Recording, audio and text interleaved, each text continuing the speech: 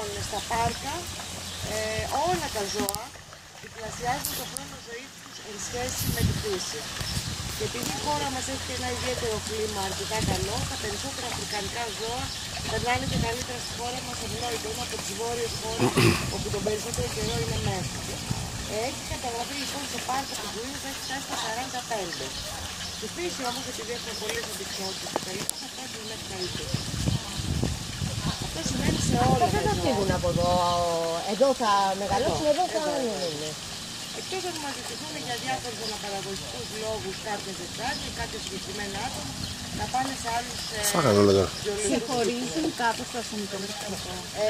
δεν διαχωρίζονται εύκολα, άμα μπορούσαμε όμως να τα βάλουμε δίπλα-δίπλα ένα ασθενικό. Είναι πιο μεγάλο, Θα βλέπαμε ότι τα είδα είναι και τώρα φάγαν όλα. μεγάλο.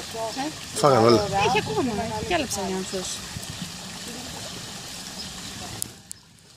Έχει ένα εδώ έξω, αυτό ήρθε να πάρει αυτός. Αλλά μην δείξει.